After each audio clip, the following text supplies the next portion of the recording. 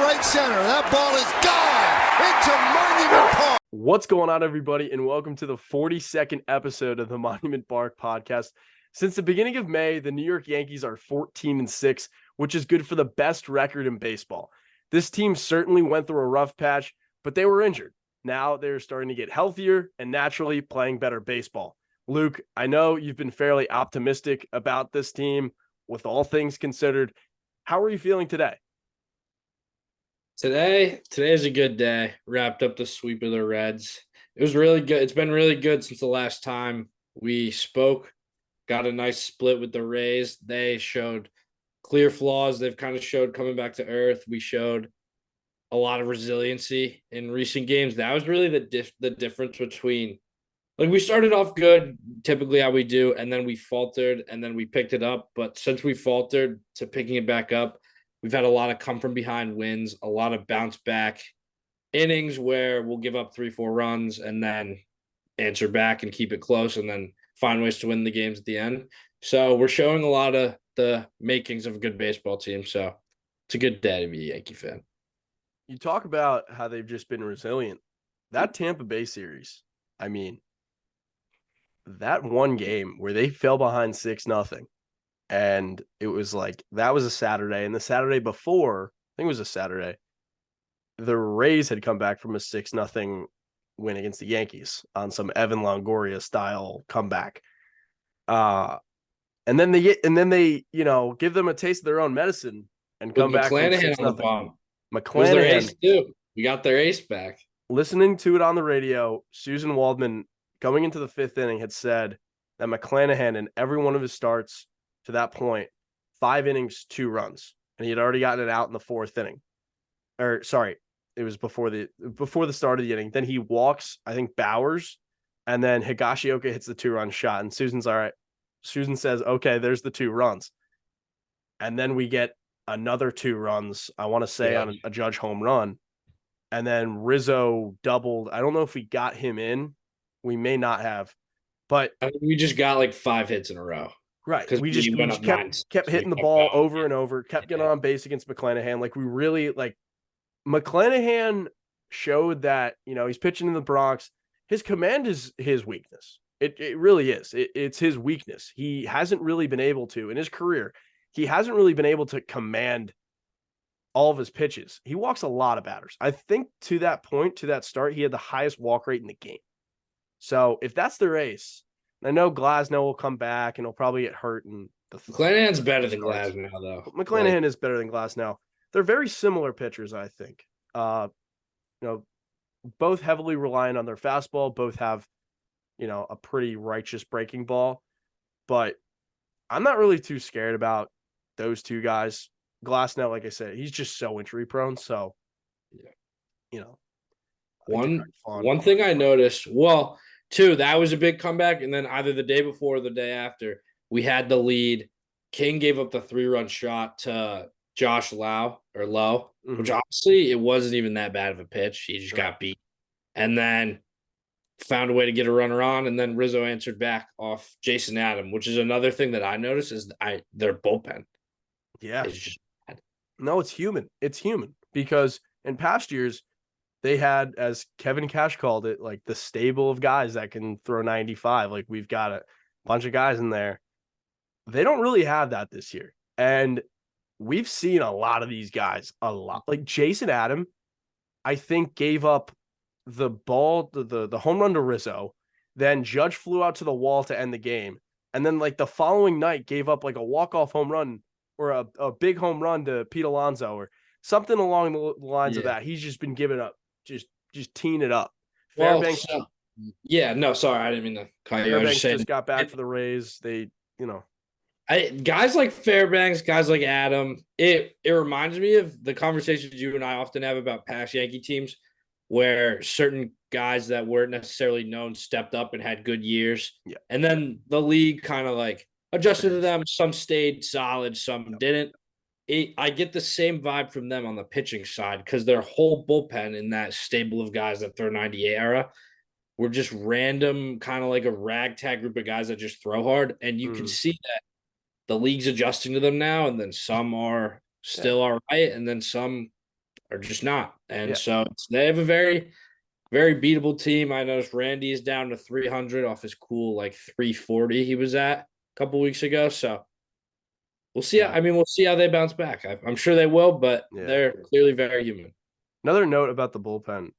They haven't really had a guy, well, against us really, like a new guy where it's like, all right, Kevin Kelly is this new sidearmer they have, and he comes out and just gets shelled by the Yankees, or he's 3/4. And then they have Trevor Kelly who throws actually sidearm. We've hit both of them very well. Yeah, they both throw the slider thing. Right. I think sliders are getting figured out. Well, Clark Schmidt got figured out. Well, no, but there's a lot. I don't know. I just feel like the slider's kind of been an A pitch for a while, and Yeah. I don't have the numbers on it. That's just something off the top of my head. But I feel like we pounded those two guys. Yeah. We didn't even write this down when we were planning the episode. Go back to the Rays series. I was actually at this game. The Yankees fall behind, the Yankees go ahead, and then they fall back behind. But they fell back behind because we go to the bull. So Clark Schmidt, another disappointing start for Clark Schmidt. Just add it to the resume. Bader tried to bail him out. Bader with one of the most unbelievable plays you'll ever see. Jim Edmonds. Full out, Jim Edmonds, all out dive onto the warning track, saves the bases clearing, double, triple, whatever that would have been. And then Clark, walks the next batter to load the bases with 2 outs, mind you.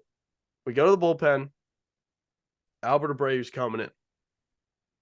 I'll preface and say Albert Abreu's been much better recently, but they go out to Albert Abreu supposedly, and tell him, we want you to throw just throw changeups, because that was the game plan. We're just going to go out there and you're going to throw changeups. A pitch Taylor Walls, right?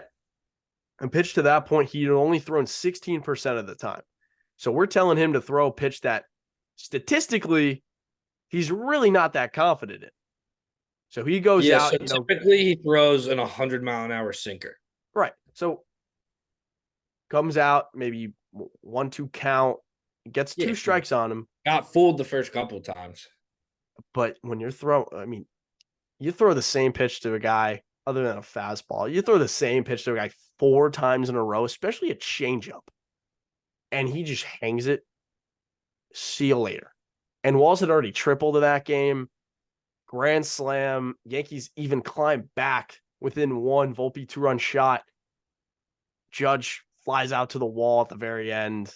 It wasn't actually at the wall. I had to watch it a few more times. It was really 8 to 10 feet away.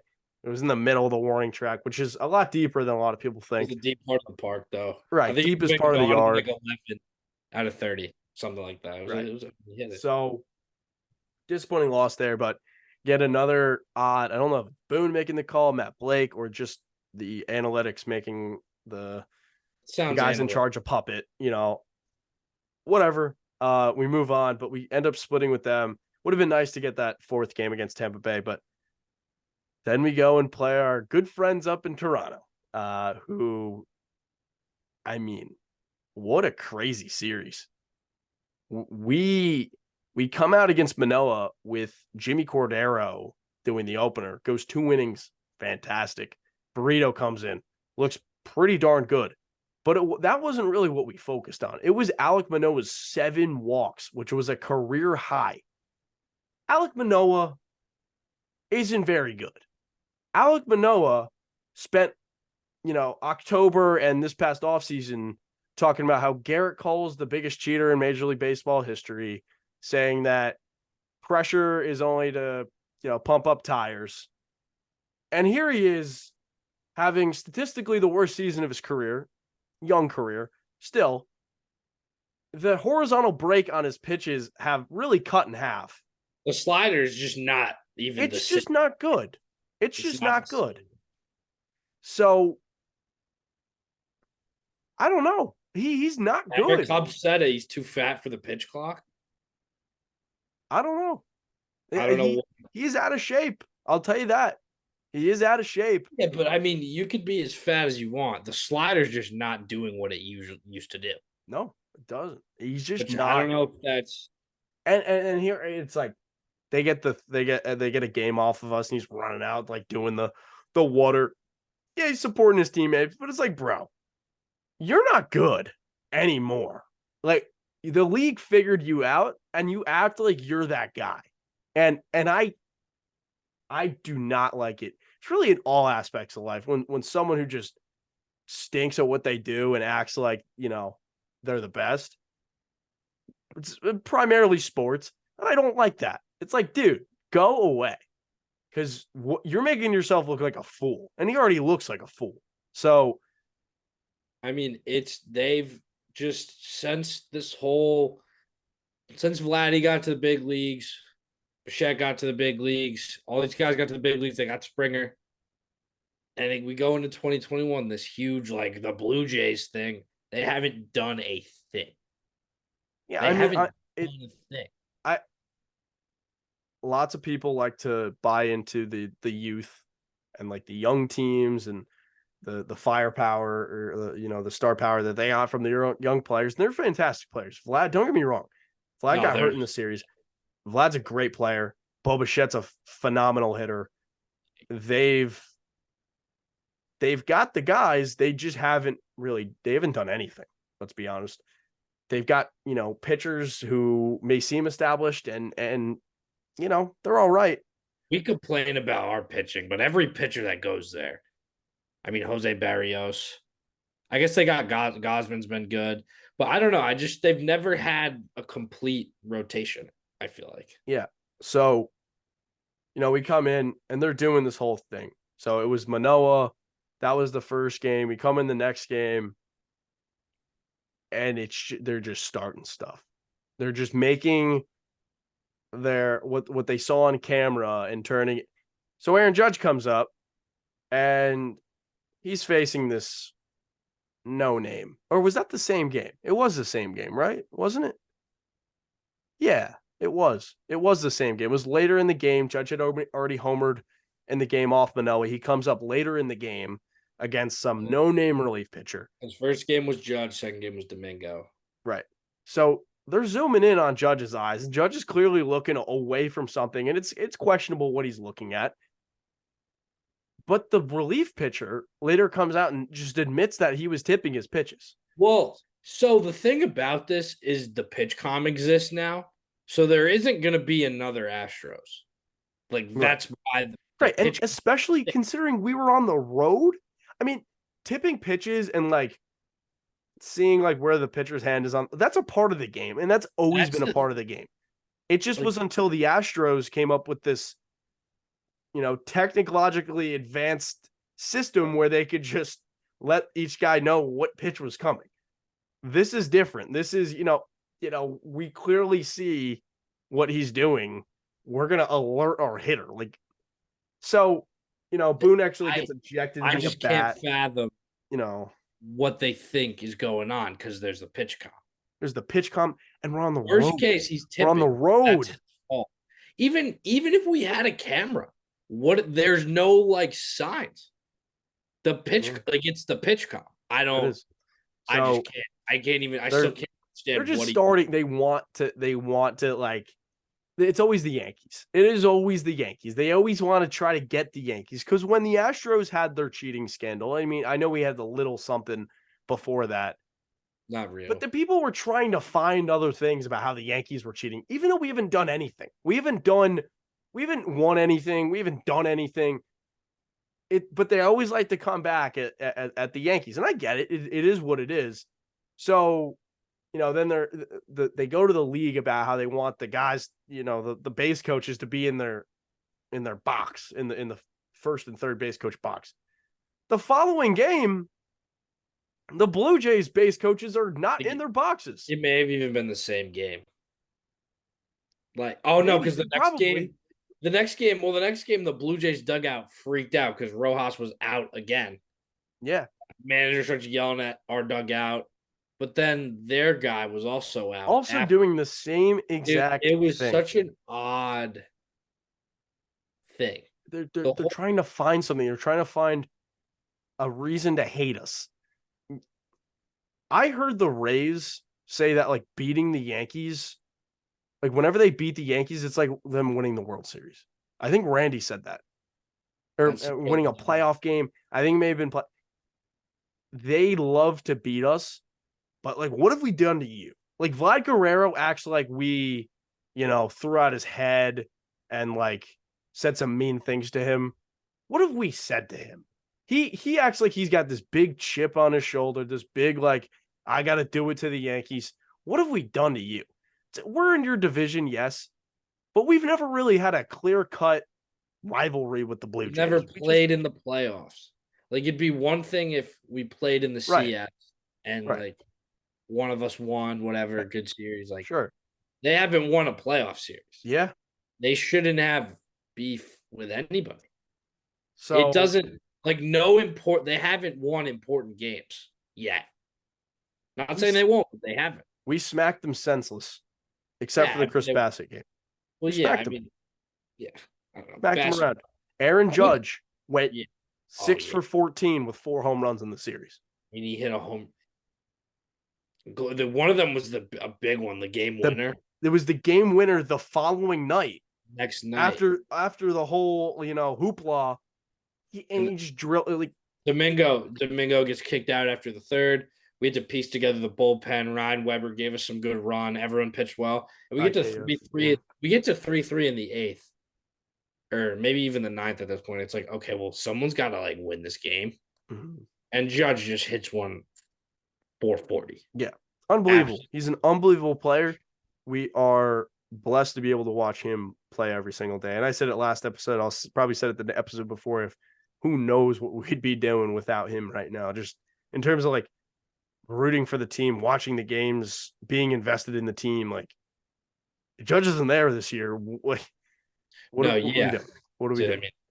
So Luke brought up Domingo Germán, and it's like, I get it. And I've come to learn a little more about like what it was, what it may have been.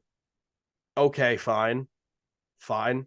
But for this guy to do what he did in the first place, okay, got suspended a couple of years back, having a phenomenal season for the Yankees, 18 wins, really led the league, I think, at that point. He may have ended up leading the league in wins at the end of the year, something crazy like that.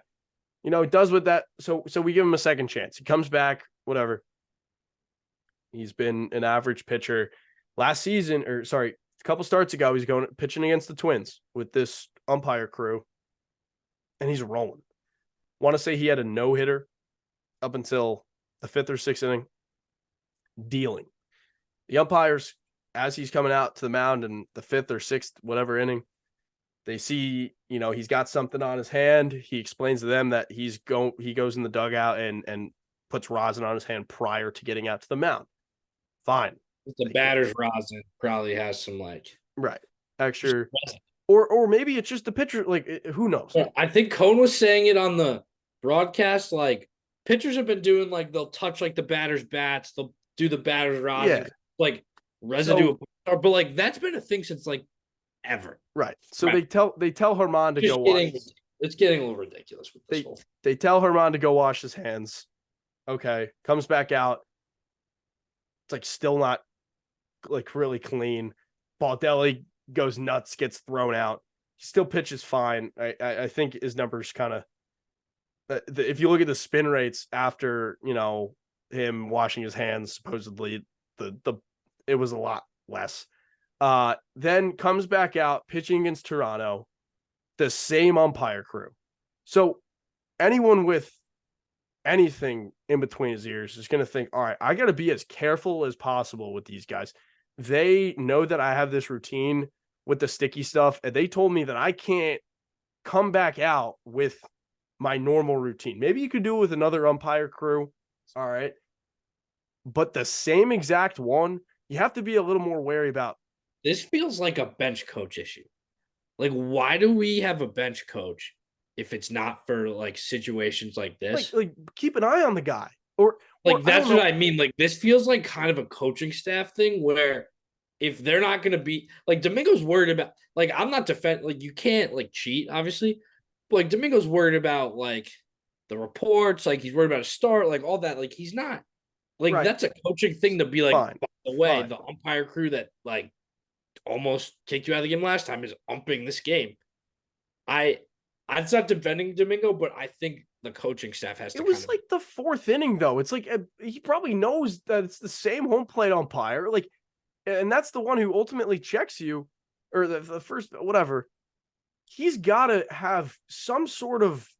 He just can't do that. And I know, like, he wasn't just ripping pine tar or spider tack, whatever. And it was most likely 100% dip from his mouth. But well, you on the can't. pants was dip. On the pants was dip. I Who know. I knows? believe on the hands it was probably the same pine tar rosin that he's been the But you just can't. You have to have a little more going up there to I keep hitting the mic. Sorry. You have to have a little more going up there to understand that, if you recognize the umpire or recognize the home plate, you just can't. You have to be more careful. And if it means like you're gonna go out there and because the Yankees had a piece together the bullpen, Ian Hamilton comes in, gets hurt, of course. Like that sucked because he was just rushed. I mean, the bullpen, they're not sitting there the whole game being like, oh, well, I'm coming in. Like, typically, it's like they don't even think there's any shot of going until like the fifth. So, it's in cold, pulls his groin. It's like, really? Like, Germán, like, don't help us out because the bullpen at that point is cooked. Like, you got to go out there and give us some length. And if it means you got to, not butter up your hand, you got to figure something else out. It's also, yeah, I agree. You're absolutely correct. But it's also like the coaching staff as a whole. Like, I think everybody can kind of take. He's a grown man, though. Like, I still like that's a coaching adult. Like that's a coaching mindset. Like a player's not like, oh, I wonder who's umping today because last time, like you could like a really smart guy would notice that, but I don't think we can. You could say it's a coach thing, but you really we have shouldn't 10 have adults to, in the dugout. It's like for what? You shouldn't really have to worry about that, really ever. Like it's kind of a freak thing too. Just like right, and it's a coincidence, but you just can't have that. And I'm done with the second and third and fourth chances for this guy because to begin with, he's not great. He's not a great pitcher by any means. He's an average number 5 starting pitcher. So it's just like if this was our best guy, like Michael Pineda embarrassed the organization. Like that was embarrassing. Like when he did that, it was blatant. And the Yankees organization really never looked at him the same. So for Germán to, do what he already did and then come back out, be, suspected about this and then come back again and then get thrown out. It's like, you're making us look bad, dude. You can't keep doing the wrong thing. Like figure it out. It's funny. I don't know. It this year with everything, with the sticky stuff, I don't know. I think the day we can replace him, we probably will, but I don't know. He's been good enough that it's like not. Let's just hope he comes back and isn't just a shell of himself. Well, the sticky shell. Yeah, so, but I will say on the bullpen though, the offense picked us up the last couple of days. There was like a couple instances where we got some insurance late in Cincinnati and Nick Ramirez could close. Ryan Weber, same thing. Like the bullpen, it might not be.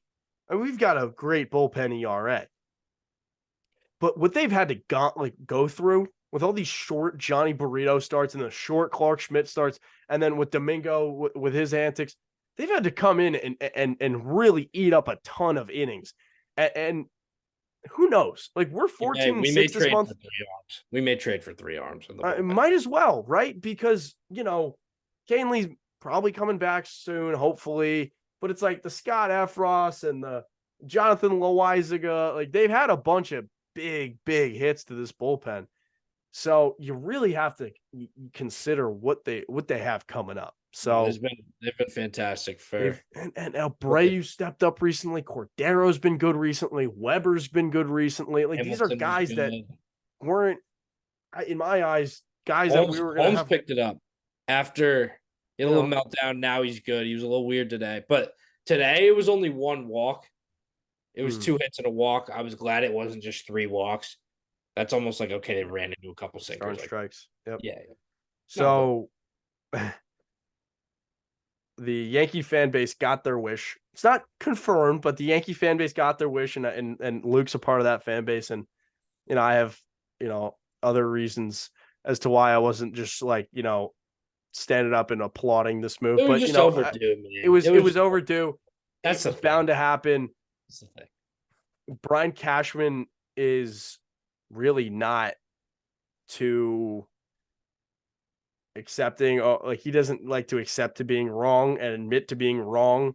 So for him to do this, a bit intriguing. I know Hal came out and said like, if his baseball operations guys think this is a move that he's gonna do it regardless of the money on the line.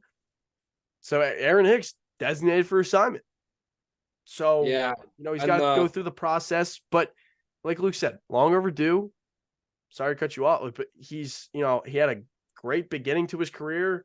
Really showed in 2017 and 2018 that he could really be the starting center fielder for the New York Yankees. So they slapped him with a 7-year extension. $70 million seemed like a fair number, 10 a year for a premium position and a guy who's a switch hitter. Injuries in 2019, the shortened 2020 season, and really that injury in 2019, him kind of rushing back to even get in the playoffs, which he was fine and had a big home run. Then 2021, 2022 rolled around and just a completely different player, really completely lost it. So, I mean, he was a good Yankee, had good moments as a Yankee. Yeah. Long overdue. I think a lot of it down the stretch came to his attitude. And there was a quote on Twitter that didn't really surprise me where it was like part of why he's getting DFA'd is he isn't as accepting of the role that he was transitioning into, which is not starting much, defensive replacement, pinch running, little, like not like a substitute role essentially. And it's clear that Greg Allen is much more fit for that role. And Hicks, I mean, he just didn't want to be that guy, and he's kind of not. He's old. He can't really play center anymore. He looks solid in left. Like it's a better fit for what we needed Hicks to be and what we're gonna get in Greg Allen. And it's I mean, it's sad how bad it ended because he was solid for a while. Like he was a good player, but just one of those things where we needed to kind of let go of the old, like the past, like little baby Bama era that we had and kind of like evolve a little bit. Yeah, I mean, it's crazy to think that, Judge came up in 2016. Severino had some time in 2015. Hicks, I think this is right, was the second longest tenured, like active roster Yankee. And is he not the first? No, Severino came up in 15. Hicks actually got traded over in 16. I think I've been wrong about that for a while. Hicks' first season was 2016, played 123 games. He's been here for a very long time. So when a guy like that doesn't really feel like he's been there for that long, but he has. So, like I said, Aaron Hicks did a lot for me with, I got an interview with him during the pandemic. Reposted me on his Instagram story, sent a nice message to me on Twitter. Talked to him at spring training a couple of years later about it, which was cool for me. So, Aaron Hicks has been, a good person to me. So that's kind of been like why I've kind of held on some support for the guy, even though I might not actually believe in what I was actually saying. I don't know. But then it's like before the injury, it's like he's done it before. So, I don't know. Now it's kind of like he's just been bad for so long. Just exceeded his prime. That was the thing. He was just kind of past. Right, very short prime, unfortunately. So figured it out, got paid. I don't really feel bad for the guy, to be honest. I mean, he got paid. Round pick, got his money, is what it is. But it'll be interesting to see who. I don't think anyone's trading for him, to be honest. He'll probably he's not going to go to Scranton either. So he's just going to elect free agency. And if he didn't end up on the Tampa Bay Rays, I mean, he's got to be sitting there on the bench in Tampa Bay at Yankee Stadium, just watching these guys just like, who are these guys just slinging the ball? If the Rays call you up, you're taking that deal immediately. And You it's can't going go to to freak me out. He's going to go to the Rays. He's going to go to the Rays, has to Luke. go to the NL. It's just if the Ray, it doesn't make sense for all, like, really any team, because no other team can do what the Rays can do. And The Diamondbacks should get him to mentor all the young outfielders. They oh have yeah, that'll do it. Well, Maybe he's a veteran. he's a veteran. He is a veteran. Go to Arizona and golf, like, please. Well, that's the thing. He does live in Arizona, so I mean, I that wouldn't. Yeah, I didn't even know that. That's sick. I think. Well, when I talked to him, he lived in Arizona. So maybe it's either Arizona or Tampa Bay, and I'm gonna put it. I'm gonna just start screen recording now, Cole. Aaron Hicks is going to be a Tampa Bay Ray. It's just gonna happen. Please, I don't want it. Whatever. Anyway, do you think Josh Donaldson has any chance of getting cut? Like, probably not, because There's no way he sliced his hand open. none. No, that was Completely fake. It was like, there's like Phantom IL where it's like you like trying to come up with something, but he's already been out. So, he's on his rehab assignment, right? He's like a couple days away, according to Aaron Boone. We call up Peraza. It was supposed to be like a 2 to 3 day thing. And then there was no news. It was like, where's Josh Donaldson? It was a setback. I mean, the thing with him is he's clearly another guy who's just over the hill. He is a great defensive third baseman. He's we good. have DJ. I would say he was Pretty really good. He was really good last year defensively. All right, sure. But I'm with, like, we have DJ for that. We have IKF for that. We have Peraza for that. Like, I bet Volpe could play third. Like, we're not really, like, we don't need we're not at the point with third base where we need a guy. We'll just settle for a guy because they have good defense. Third base is supposed to be a position where you're supposed to get a lot of power, maybe a high average, a guy that can drive in a lot of runs. Like, when you have that from hit in some way. Right. And he doesn't. So it's just going to be one of those things where what is DFAing him really going to do? If he elects free agency, we've got to pay out the rest of his number. It's honestly a little interesting to me because he's got the player. I don't know how this works. Say we DFA him and he gets, through the process, no one picks him up through waivers, and he becomes a free agent. We're on the hook for, I want to say, $22 million next season, but we have a $6 million buyout. I wonder if he elects free agency, if we're on the hook for that $22 million because we didn't hold on to him. I don't know if you can buy out a player that you don't currently have. You know what I'm saying? Like, if he was we would not have to pay $22 million. I doubt it.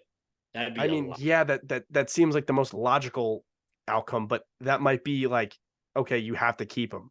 It might be like the thing with there might be a clause in there. Pay him $6 million next year. What? We'll probably just pay him $6 million next year, regardless. Yeah. So hopefully that's the case. I just don't really see them. He's just not going to be on the team at all this year. He's never going to play. He's just going to be in the dugout. He's going to be a guy that you could go to if, for advice. I don't know who wants advice from him, but like, if he doesn't get cut, it's just going to get towards the end of the year. There's a good shot we trade Peraza at the deadline. Like, even if we do that, it's like, is he just going to be a guy who just doesn't make the playoff roster? Yeah, no, he's not going to be on the roster. Yeah, I guess that's how this ends then. If he doesn't, trading Gallo last year. I don't know. Like, it's just one of those things where they clearly don't really want him back. No, they shouldn't. What did he bring last year other than, a nice glove? That lost that Red Sox game for us. You're unreal. No, but speaking of IKF, I know we're jumping around a little bit. He's transitioned nice into this bench role. Yeah. And I think we did him a complete disservice bringing him in to be the shortstop. Yeah. When he's not a shortstop. Yeah. And now that he's third base, maybe a little corner outfield, which is a lot easier than playing shortstop. He's free, runs around, smacks the ball around a little bit, hits the ball a lot. That's the thing. That's always been his thing, is he has a high contact rate. So No, I mean, you said it. It's good. I mean, you said it in April or March or whatever. Like, he can be a good bench guy for us. He really can. You know, you don't have to be a fantastic baseball player. You really don't, you know, but if you can understand your role and maximize on what you do best, which for him is just straight up hitting the ball, putting the ball in play. I'm trying to pull up his baseball savant, but it's not working with me. I The found it. thing is, yeah, having him as a pinch hitter in the late innings when you're a guy who hits the ball a Right. lot. That's when the hard throwing relievers are in. That's when the pressure's on. You put the ball in play, good things happen. And when it's the fourth inning in Cincinnati, it's a lot more typical for just to be like if he's playing every day and that's like in the situations he's in. Like early in the game, like I don't know. I just feel like if you're just slapping ground balls all day versus the eighth inning, you got runners on first and second, you're down one, the game's tied, and you have a guy who hits the ball a lot, everyone kind of like tenses up a little bit. Yeah, I mean, guess finding it some was holes in some spots. when we put Volpe in that Toronto spot, like late in the game, That was a tough one. That was a tough one, like man. bring IKF in, like Just give him the let's just full off day. Yeah, I didn't agree with that either. Actually, you're right. I forgot about that. like I like to see the guy up in that moment, you know, like of course, you know, he's done some clutch things for us already this year, but I just wasn't really a big fan of that. And I think that's like an IKF moment. Just put IKF in as many high pressure situations as you can so that like Yeah. he's prepared for the moments because he Hopefully it's really sharp. is, you know, Yeah. he's a No, well, contact guy. He's going to put the bat on the ball. yeah, when the reliever comes in throwing 99 and you have a sharp contact guy, those ground balls have a lot higher of a chance to find the hole. I don't know. I just So, no, it's ever since you said that, it's kind of like slowly been kind of turning into something. And he looks great at third when they play him there. yeah. And he's running around the outfield. He's you know, he understands the assignment. Yeah. Yeah. Aaron Hicks, you know, he was starting to play well. I found it funny, real quick. Like I found it funny how he's like he puts together like 6 to 7 competent outings, like actually pretty solid outings. And then see ya. Like John Boy said he thought that was tactical, like better oh, showing. 100%. Yeah. Like show other teams that he can like actually swing it a little bit. Cuz the defense is the defense. Like he's not fast anymore.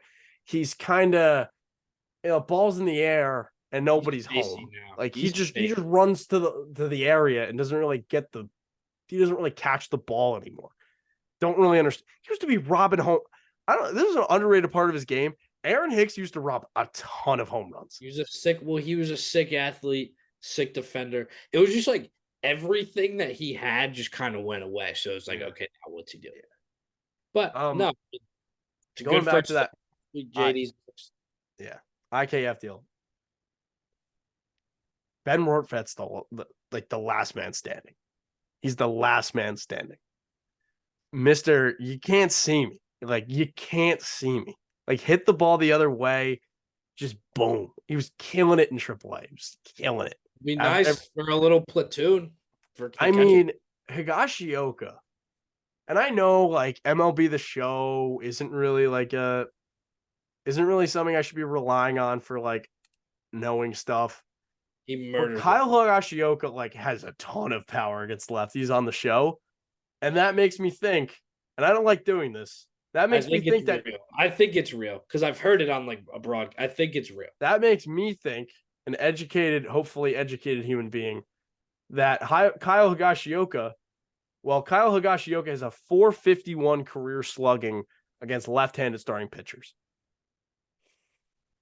You know, not bad. His slugging percentage against right-handed starting pitchers is 357. So he's significantly more powerful against right-handed or left-handed pitching. He may be the odd man out though with Trevino when he comes back. Rortvedt. Iggy. I don't see that. The pitchers are so familiar. Lefty catcher. The pitchers are so I know, but the pitchers are so familiar with Higgy, and like Higgy's so well respected. Higashioka's been on the roster since Jorge Posada was on the. He might be legitimately the longest tenured Yankee of them all. Like he's been on the team forever. I think he's been on the roster Go to since Strand for a month or two, and we can figure this out. I don't think he has options. he was in the minor leagues for so long. But Like, he was never sent down. He was really I know, just but I think he's at the age where you can't. Like, I think he's built up enough service time where you can't send him down, or you have to DFA him. I I mean, I mean, don't know. He's 33 years old. The current staff, it's like Trevino. I know, but guys still like throwing to him, and he's still under contract through 2025. He isn't even finished his years of arbitration. Like, Trade him. I don't know. maybe, I don't know. Like, Ben Rorfet, really nice game the other day. Like, very nice game. Oh well, if he keeps doing it, that's what I mean. He has a shot till Trevino gets back. I don't think they're gonna. Well, they're not playing him every day, and it's like annoying. It's like, go put him out there. Let's see what we got here. Well, that makes I think he got called up the day of the first game, so they weren't gonna play him then. And then didn't he play the second one, the Reds one? He was up in Toronto, dude. Remember, Judge, our arm around him. That was in Toronto. Was he? Oh, yeah. maybe. So I don't know. I mean, it's It's clearly showing that like he's like in the back seat right now, and they're just playing Higgy. And if they really wanted to see what they had out of Rortvet, like, feel like they would be playing him and just seeing what they got, because Higgy doesn't have to play. Who did Rortvet catch? What? Who did Rortvet catch? Do we remember? It was yesterday. Burrito probably. Burrito. So that makes sense because Burrito's a career minor leaguer. That makes sense. Burrito's a career minor leaguer, but then Severino probably pitched his rehab game to Rortvet the other day, and he didn't catch today. So yeah, back to back early game. I don't know. It would make sense. I don't know. I hope they give him some run. Me too. Because a lefty catcher is a valuable. Well, yeah. I mean, especially to a team that doesn't really have a ton of lefties. That's what I'm saying. Like, this could be like a valuable thing to us. Yeah. So Severino's back. If we didn't already bleed that, he looked good today. 4 2/3, 5 strikeouts, throwing 99, which is very encouraging. Stay healthy, man, because he can be a really, really, really great pitcher for us down the stretch. And right now, we need that. We need his innings. Yeah, seeing him come back, throw 99, sound a little frustrated with how slow they're taking his rehab. Rodon, how mysterious this has kind of been. I think they're kind of on the same wavelength that we were on earlier in terms of like not winning the April World Series. Like, okay, not everyone to be on the team April 5th. If you're a little banged up, you're a little banged up. Ease you into it. It's only late May. I mean, this is kind of what we've been complaining about for years, where we run Stanton out injured till July, then he's unplayable down the stretch, stuff like that. So I think it hurt at first because we're not used to not having our guys right away, but I think this could be a good thing. Especially, I mean, we weathered it. That's the other thing. We really weathered the stretch of injured baseball with a decently tough part of our schedule.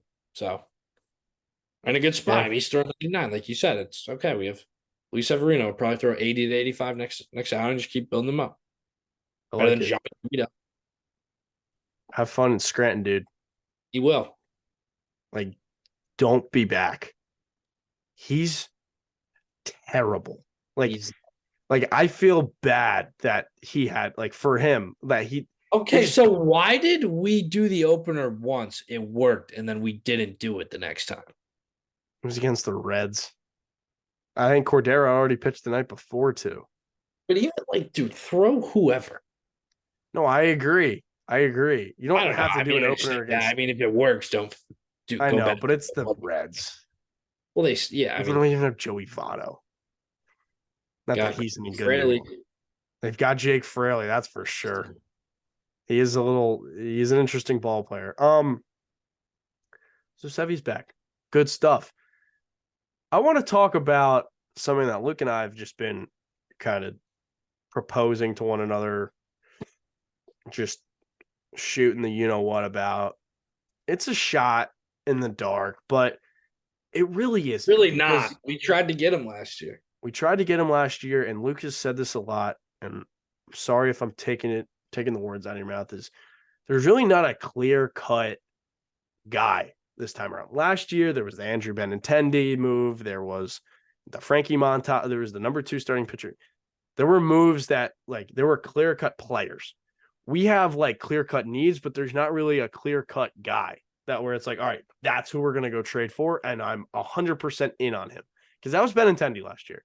I mean, we were talking about Benintendi since April. Right. Like, there was a very clear plan. We were going to get a number 2. We're going to get an outfielder. We're going to get bullpen on. Right. We talked about that every week since every April. week. And, you know, I started like if there's no guys, I feel like some people's brains may go to, oh, well, then we're just not going to trade for anybody. Right. But we're going to be in the race. No, we have to make a big splash. Yeah. And like the thing with last year is like, hey, I was throwing around guys like Brian Reynolds, but it was like always in the back of my mind. It was always Benintendi. It was always going to be Benintendi. This year, there isn't really a guy. Now, if the Yankees just want to beat everyone in the American League, they've got to do something crazy. And I know the money, I know it's not my money, and I understand that we've invested a lot of money into not too many players. That's just what it is.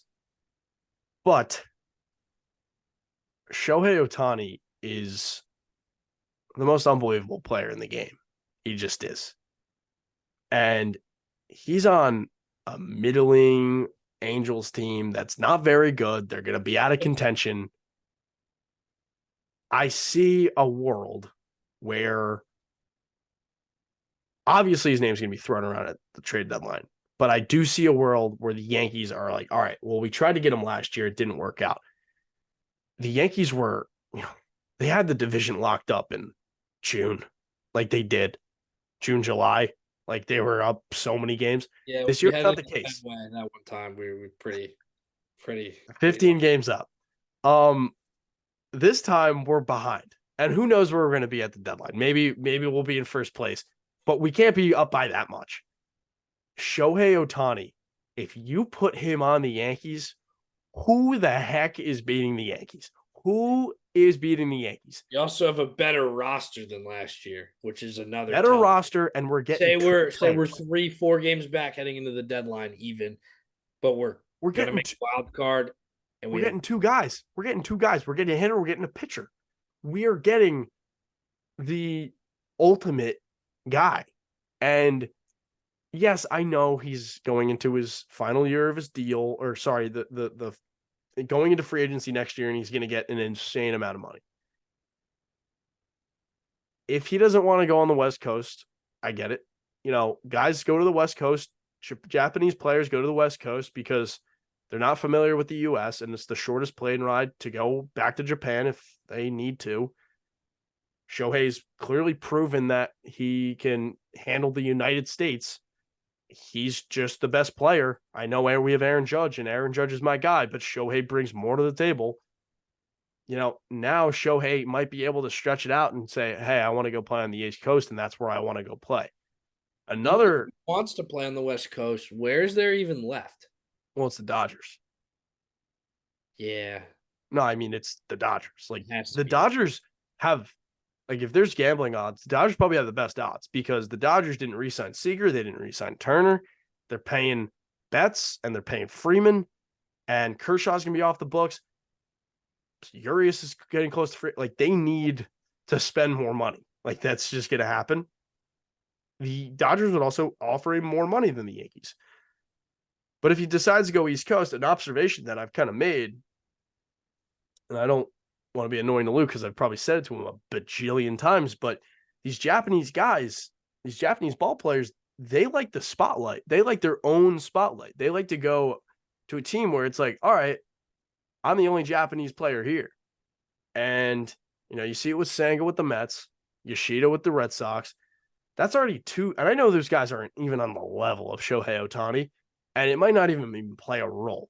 But Seiya Suzuki on the Cubs. These are like the biggest name East Coast teams where it's like, all right, if Shohei wants to, go and just play for the most well-respected organization, all of sports, and he can have his own spotlight, his own, in terms of Japan's perspective spotlight, that's the spot. And you might take less money to go play there. Because if you want to be an East Coast, you'll just go to the Yankees because that makes the most sense. So I don't know. You trade for him and then you extend it. You trade for him. You give up a lot with the intention, with the assured intention that you're going to be able to re-sign him. Because if you trade for him and you can't re-sign him, unless you win the World Series, it was a complete waste of time. So Yeah, I don't know. They wouldn't trade for him unless they were going to extend him, I don't think. no, yeah. I also don't like we've talked a lot back and forth. The Dodgers would have to be like I don't know. Like would they really just trade for him? No, the Angels would never really trade with the crosstown rival. It wouldn't happen. Yeah, that's what like I it know doesn't. it might not be the biggest rivalry, but the Artie Moreno, who could have just sold the team and he didn't because of Shohei, he wanted to stay and like assure to the fans that he's going to try to get Shohei back. He's not trading Shohei. Like if it's going to come down to a trade, he's not trading Shohei to the Dodgers. Like that would just be an absolute punch in the face to that guy. Asinine. But then, And okay, another so thing, I was just say real quick, if they know like the Dodgers can offer as much as they want, they're not trading to the Dodgers. How high is the like this kind of could be a dumb question, but how high is the asking to trade him to another team if it's like he's probably gonna end up at the Dodgers?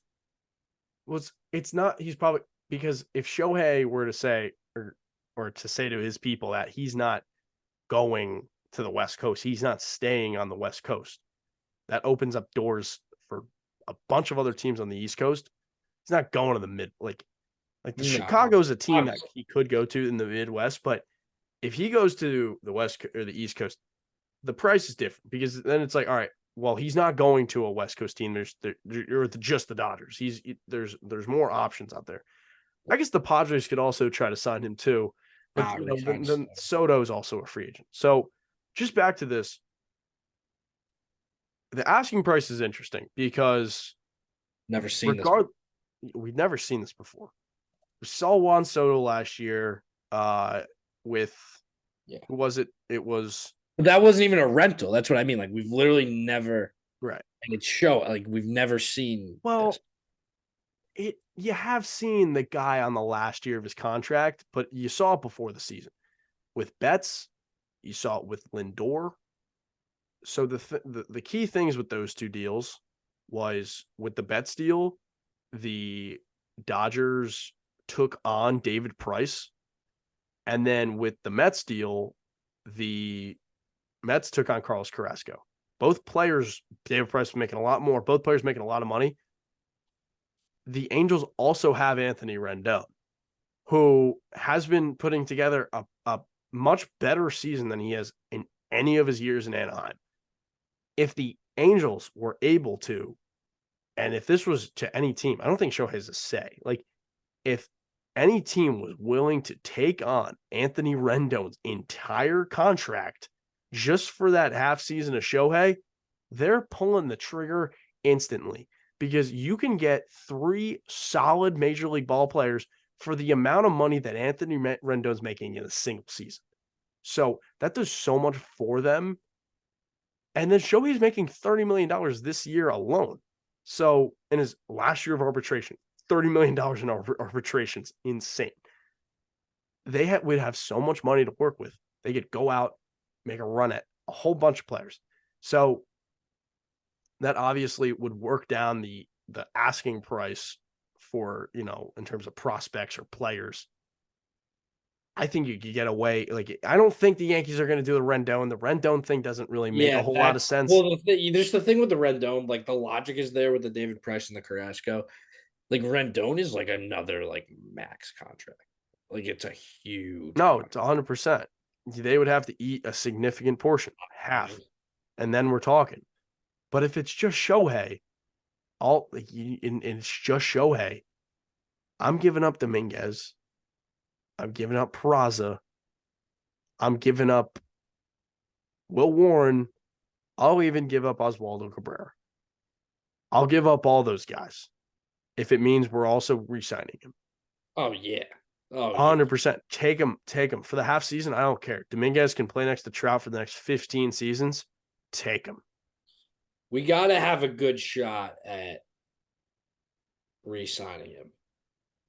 Yeah. No, I mean, like I said, dude, if he's staying on the East Coast and my theory about Japanese ball players wanting their own spotlight stays true. Another coincidence that I came up with, Ichiro's last season with the Yankees was 2013. Yankees could have easily re-signed him. Instead, they signed Tanaka. I don't know. Like I keep seeing things or parallels where it's like, well, why didn't they have multiple guys at the same time? Yeah. No, definitely. I don't know. I think it's going to be more like people won't follow Shohei than Shohei won't go where someone else is. Probably not. Shohei will run his show wherever he is.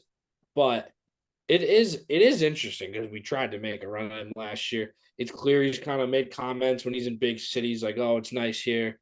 Like he liked the World Baseball Classic. He liked the atmosphere. Liked Baltimore.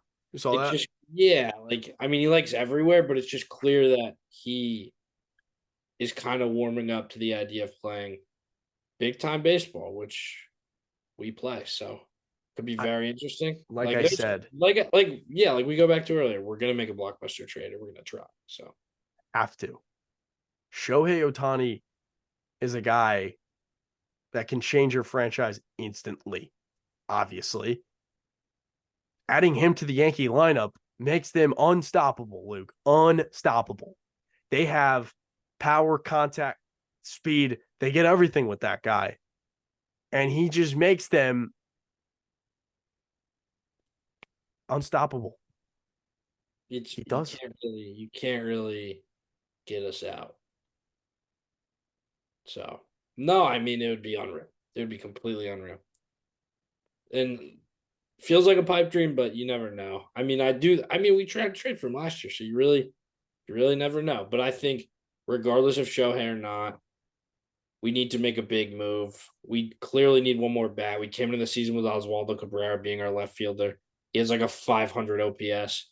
I think they may send him down soon and just like try and figure it out. He's still part of the team, but I think a good month or 6 weeks in AAA, just get his groove back. I really think he could use that because he was like decent last year, from what I remember. I mean, I don't know how well he finished statistically. He's always kind of had a knack for big hits at times, but Yeah. he can't keep just hitting this poorly. No, he can't. But yeah, no, I mean, we came in with him as our left fielder. He's clearly bad, so we got to kind of, at least bad right now, so we got to fill that void. And if we can't get Shohei, I think adding some sort of leadoff guy, left fielder. You could bash Shohei leadoff, man. Like, yeah, I was just like something like we need just another big player in the top of our lineup. We'll figure out the order if we have another big bat. Can't be Glaber. Glaber can't be. Can't be Glaber. Probably not going to be DJ. Sorry, man. You're not playing like the leadoff hitter. And I know, and maybe that's the thing. Maybe they got to move him back to the leadoff spot. Maybe that's the key here. Maybe different approach.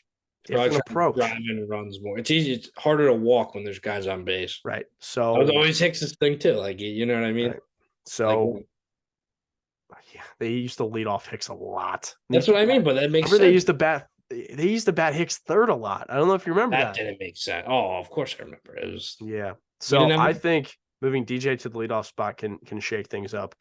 Now, I like with Glaber leadoff though. What? Glaber, it's not like he's the long-term solution, but he's been decent at leadoff. It's not all right. Like switching him, I don't think he'll do too much. I just what he did in that one game where it's like the runner's on third base and he just struck out. Like, no. Yeah, he's in a perfect world. He's in a full healthy, added a bat world. He's probably our 6 or 7 hitter, which is gonna feel a lot better than having him as our 4, 5, or 1. So, yeah. I mean, he's not a star, so I don't know what we're kind of getting what we're gonna get out of him. Hasn't been bad, blunders on the base pass, but yeah, I didn't even see any of those. I mean, he ran himself off the bases 3 times in like 2 days. Dang. At least twice in a game. It might have just been twice in a game. I know it was twice in the one game. I don't know what he did after that, but so yeah, we'll figure it out. I mean, I would love to just keep throwing guys' names out there, but if Luke and I haven't already said his name, then it's going to be a complete The surprise. most realistic one is I do think it's going to be a surprise. Like my prediction is someone that we're not. I mean, Shohei would be a surprise. Yeah, that'd be nuts. That'd be completely crazy. Luis Robert also, like, I don't know what the White Sox plan is. He's just been the best hitter in the game ever since he didn't hustle the first base. So that kind of makes me think like, well, I don't know what the White Sox are going to do. But Luis Robert, sorry, I've been saying it wrong all along. Robert, he's kind of a punk. I don't know if the Yankees want that. So I don't know if that's. I don't know how much of. I mean, I don't extended know. Chapman. I don't know. Doesn't really seem like a whole lot of guys like playing in Chicago, especially the White Sox. They love playing with the Cubs. They don't like playing with the White Sox. Yeah, I mean, it's the most realistic options. If I gun to my head right now, are Jock and like Bellinger, I guess. Yep. But you're not leading off either of those guys. We'll see. We give up a bomb for Lars Nootbaar, but like, really? Like, I mean, it could, but like, I don't know. That guy gets on base. He's cool. No, but like, if we were like, okay, we need a leadoff hitter. I don't know. And then Shohei 100% signing with the Yankees. 100%. Oh God. No, I mean, there's some names. No, they're best friends. They're best friends. Be sick. That'd be sick. Like they love each other. Nootbaar's got commercials in Japan. Like he's a guy. And Nootbaar is a 384 on base. But he's probably controlled for a while, and he's like nice. Oh no, it would take a bag. A bag. Jason Domingue. Probably. Yeah. Probably. And then it's like, no. I'll give you Peraza a 1-up. Peraza, Wells, pitcher. You could take him. Austin Wells has to either be in the big leagues or in a big trade. Let's talk about him. So far in his, you say he's back in the top 100. Does that mean he's back in the top 100 prospects? Well, so yeah, no, I saw on Twitter he's now in the top 100 prospects, which is I didn't know he was ever gone. I think he was in the 80s for a while. I think he got hurt and guys kind of like jumped him a little bit. Had a bad rehab assignment, but like who really cares? And then Sten's been 274, 348 on base, 1.001 OPS. He has 7 home runs in his last like 50 at bats. And I've seen a clip of him hitting a single the opposite field, and that's really all I need to see. Realistically, 15 strikeouts. You're such a one-clip guy. Oh, you need to see it once. Because if you can hit the ball the other way, you can hit it the other way. That's just what it is. Let's hope it wasn't a fluke. See, I'll find another one, I guess. But no, I mean, really, you could tell every indication has shown that this guy is a pro hitter.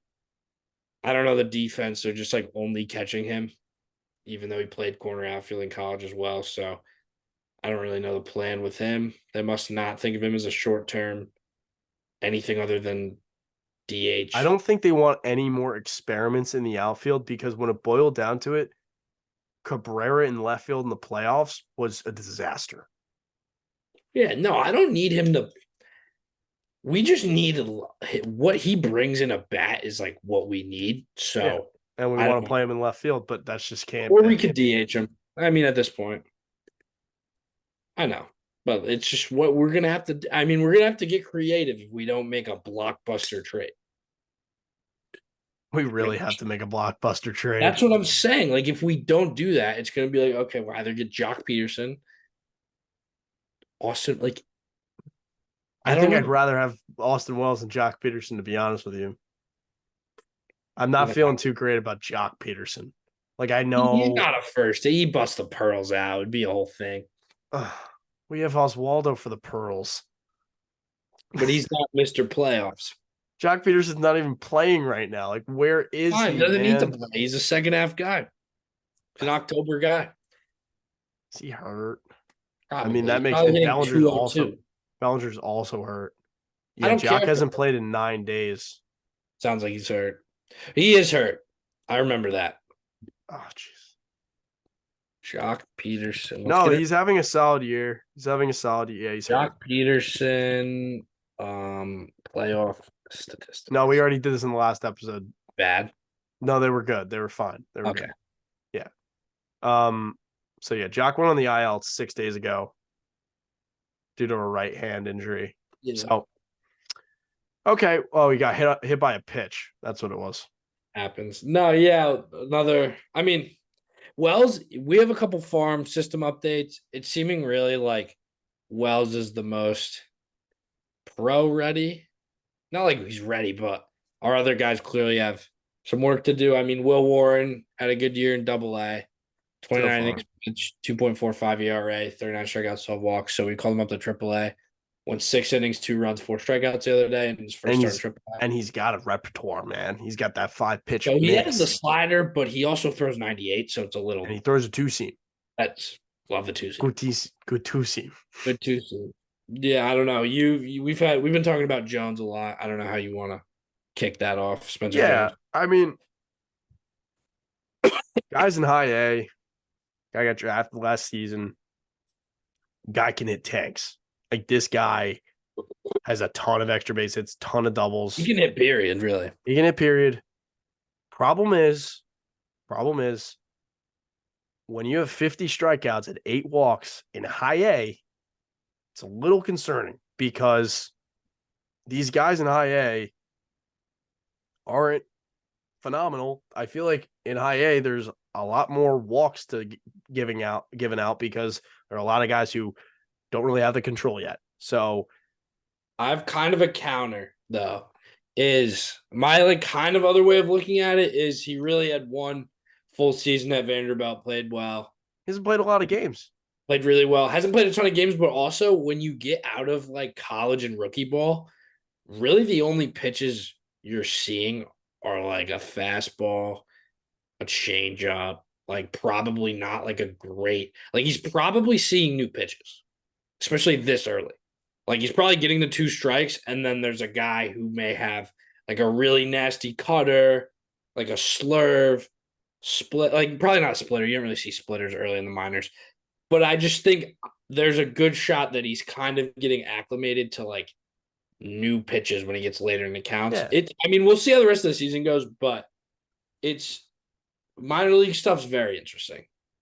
Yeah, I mean, I'll just use what you like to say, Elijah. So you just gotta walk. Yeah. I don't know, it's very early, but 8 walks. You can teach it though. You can't teach a person how to hit a baseball. Like you can kind of, but like at a certain point, like you're just skilled or you're not. He's shown he has the skills. You have to walk. Can't have a 34% strikeout rate, dude. You just can't. Well, if you walked more, you just can't. You really can't. I mean, what is he gonna have, a 34% walk rate too? Where are the hits? Like what was that? Walk, strikeout, or hit? 34, the 60. 3 true outcome. Yeah. Hey man. Yeah, well, I know someone who else is the 3 true outcome, Joey Gallo, and we just can't have Joey Gallo. Maybe Spencer Jones is a trade piece. I really piece. think he's gonna play discipline will be something you learn over time. You see more pitches. I feel like if I'm an organization, I'm looking at the Yankees. It's like, and I'm trying to make a trade. I want that guy. What, Jones? Yeah. Well, my other point that I wanted to bring up, and I kind of mentioned it to you earlier, is hold on, I want to see how much he walked in college. 32 walks to 64 strikeouts. I know, like, whatever. It's fine. That's half but, walk, half strikeout. I've said it time and time again. I do not trust us in developing starting pitching. I think Will Warren is either going to stink or be a bullpen option just based off our track record. Nothing to do with him. But if there's anything that we've proven to do well, it's to develop a 6'7" power hitting outfielder. Yeah. So, It's happened. Let's just hope he's not Shelly Duncan. Well, yeah, obviously, because then he'd be bad, and I don't really want that. But whatever. Shelly Duncan was a big guy, man. Didn't go to Vanderbilt. 6'5". Where'd he go? Second round pick out of Arizona, where Austin Wells went to school. I don't like that answer. Yep. Nah, whatever. Yeah. So we'll see. We'll see. Um, Hey, yeah, man. no, I mean Spencer Jones, he's a tall, lanky guy. I think he's got to be. Clearly, yeah. No, I think he's going to be nasty. I think the way the game's moving, they're figuring out the whole launch angle thing. I've seen a lot of the Judge TikToks where he just does that thing.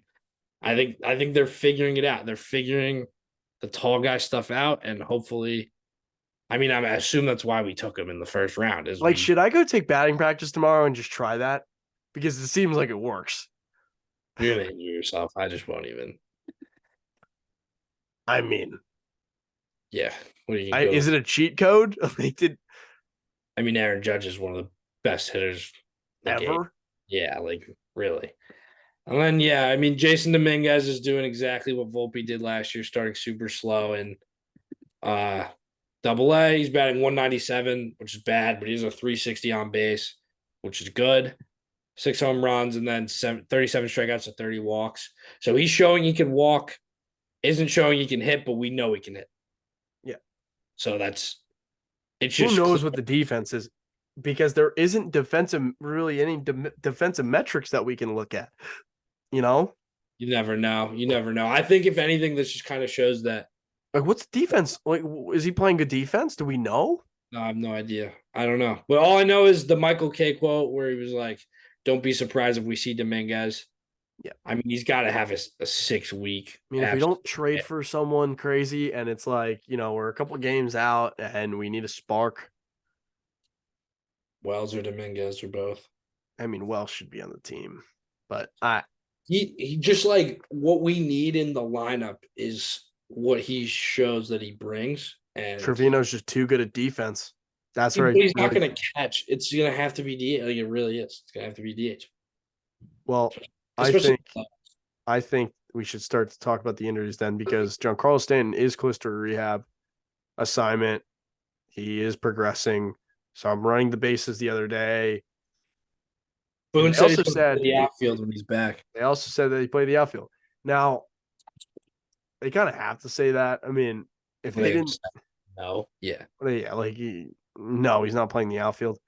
I wonder how much he's going to play. The thing is, he's never hurt in the outfield, so you got to go out there.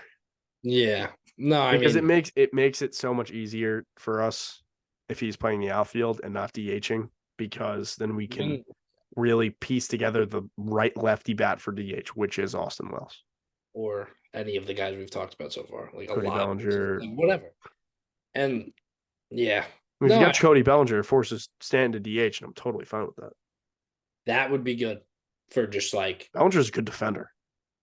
I'd be good. Because if Stanton plays the outfield, it has to be right. And then Judge has to go to center and Bader has to go to left, probably. Yeah. Just nervous the Cubbies are going to move Bellinger to first base when he comes back, because they don't have one. What did he injure? Oh, yeah, they cut Hosmer. Yeah. And Matt Mervis ain't hitting the ball. So they've got Hap, Morel, and who's their third outfielder? Hap, Morel, Suzuki. So they've got guys. He'll play first. Makes him expendable, though. I don't know. He's probably not going to play first. Luke told me Rodon's been throwing. I pulled it up. He threw from 90 feet, then threw 120 on Friday, and is heading back to New York to continue his rehab. He got a cortisone shot. If it gets to but that's the thing. He's going to kind of build it up now, I feel like. But if this was at the end of the season, it'd just be like, okay, cortisone shot, pitch. Yeah. Like, I kind of just don't. Oh, now they're saying he may not need a second injection. Who knows? As long as his arm's fine, we'll figure it out with him. I also heard the chronic note was just wrong. He just does not have chronic back pain. Now, I don't really know who came out and said that. It's like a me thing where, I don't know what a term means, and I just say it. He probably has no idea what chronic means or meant. Well, whoever put that out. Chronic he's probably like, yeah, it hurts really bad. It's chronic. Yeah, that does sound like something you would say. Something I don't do. Hopefully it wasn't him because we need him to have, good head on his shoulders. Not that you don't, but we need him to be, sharp up here. Gotta be here. Gotta be here. Canely getting back soon. Yeah, need that. Need that energy. Need that crazy Red Bull, man. Let's do some little. We didn't really prepare Loaziga. It kind of sounds like he's Cooked. no. Same as before, where it's like shut down for 3 to 6 weeks after his surgery on May 1st. He had surgery? Yeah, he had to get bone spurs. Elbow cleaned up. Yeah. Yeah. Yeah. I don't know. I mean, that doesn't really. I feel like if he got his elbow cleaned up, like we shouldn't have any more We'll problems. probably get I mean, tomorrow is the 3-week mark. So we'll probably get an update here soon. But the deadlines for that, we have Liam Hendricks. Yeah, like you can piece together. We'll figure it out. Yeah. Yeah. Outside of that, we've got Baltimore at home for 3. They're playing great baseball, but the thing about them, all right, Luke froze. Yeah, I'm back. The thing about them is we're 3 games back of them. So if we go out and sweep them, I don't know where that puts us in the standings, but to me, that's tied for second place. We're 5.5 games back at Tampa Bay. Yeah, I mean, this is a thing. This is a thing. We're here. This is a thing. You want to hear something? Everything's fine. The next time we play Tampa Bay is in August. We're probably going to be in first. Like that's going to be sweat. Maybe. Probably. I mean, what is it? 4 games? We'll probably split or win 3 out of 4. 3 on the road. Walk into their trap. I don't know. Yeah. Actually, no. We get them for 3 games in late July into early August. But we do play them late. So I think that's what they were talking about. I'm going to be at the beach then, so that means we're going to win. Yeah. Heck yeah. When am I going to the beach? Nice. We're playing the Rockies. Little yeah. Yeah. So we get Baltimore for 3, then we get San Diego for 3. Ideally go 4-2 with the way San Diego is playing. I know Luke's all. I'm worried they're so cold, but they're so talented. Like they're gonna have some. I feel like they're gonna get up for the Bronx.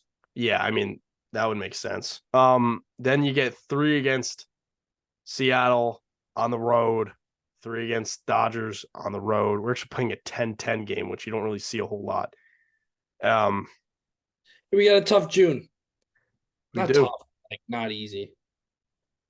So June 4th, Sunday Night Baseball against the Dodgers on the road. That'll be cool. 7-10.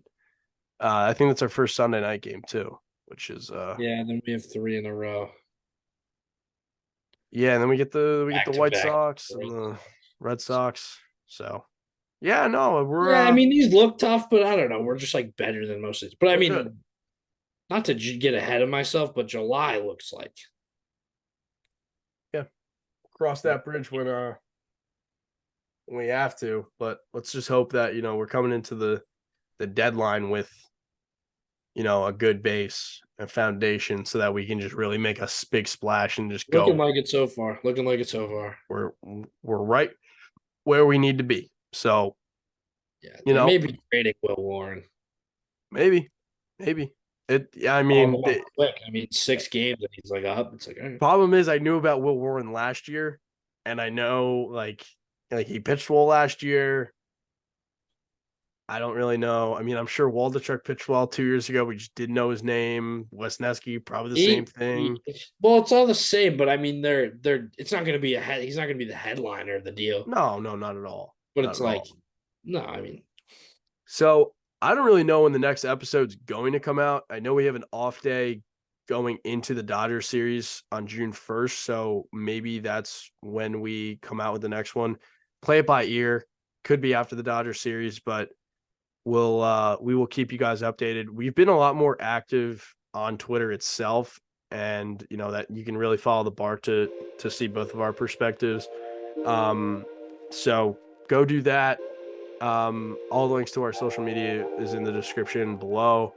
So yeah, no, Yankees are looking pretty good, and let's just cross our fingers and hope that this homestand goes as planned. So thank you guys for watching, and we'll see you soon.